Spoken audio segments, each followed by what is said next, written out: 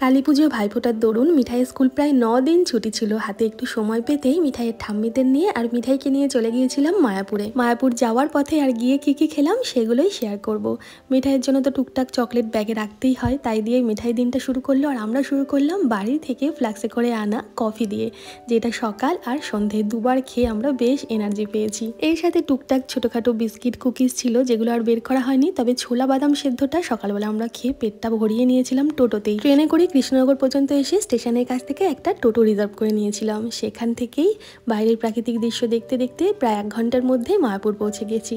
মায়াপুরের প্রধান মন্দিরে ঢোকার আগেই একটা মন্দির আছে, জগন্নাথ দেবের মন্দির। সেই জগন্নাথ দেবের মন্দির দর্শন করে আমরা টুকটাক ছোটোখাটো কিছু মন্দির দেখে আস্তে আস্তে প্রধান মন্দিরের দিকে রওনা হয়েছিলাম। মায়াপুরের মনোমুগ্ধকর পরিবেশ, কানে হালকা কৃষ্ণ নাম, পরিষ্কার পরিচ্ছন্ন জায়গা, সব সময় আমার ভালো লাগে। যখনই আসি মনটা কিন্তু খুশিতে ভরে ওঠে।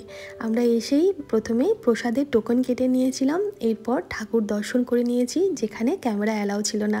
ভোগ আরতি দর্শন করার পর আমরা গীতা ভবনের উদ্দেশ্যে রওনা দিয়েছিলাম। গীতা ভবনের প্রসাদের টোকনই কেটেছিলাম।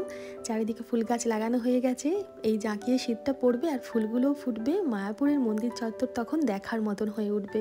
3-4 বার মায়াপুরে এসেছি আমি, কিন্তু কোনোবারই এই মন্দিরে বসে প্রসাদ গ্রহণ করার সুযোগ আমার হয়নি। অনেক দিনের ইচ্ছে ছিল মন্দিরে বসে প্রসাদ গ্রহণ করব, তো আজকে সেই ইচ্ছেটা আমার পূরণ হলো। আমরা গীতা ভবনের টোকেন কেটেছিলাম, যার মূল্য ছিল 70 টাকা। আর মিঠাই যেহেতু ছোট, ওর হাফ মূল্য ছিল 40 টাকা নিয়েছিল।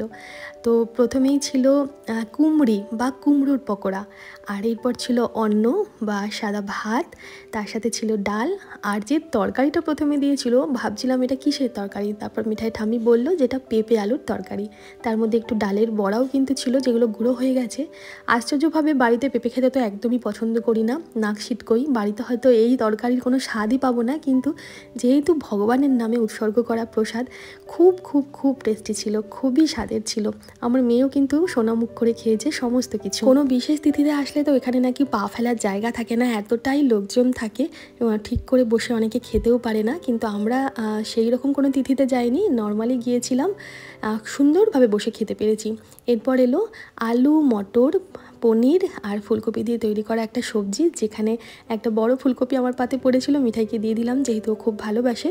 সাথে রুটি ছিল আর শেষ পাতে খাওয়ার জন্য পায়েস ছিল। রান্না ভালো ছিল, খুবই ভালো ছিল, ঝাল কম ছিল, তেল মশলা কম ছিল। মিঠাইও তৃপ্তি করে খেয়েছে, আর আমার প্লেট দেখে তো বুঝতেই পারছেন কতটা তৃপ্তি করে খেয়েছি।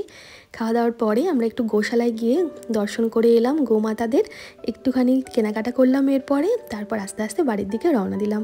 কেমন লাগলো আপনাদের আজকের ছোট্ট ব্লগটা কমেন্ট করে জানাতে ভুলবেন না।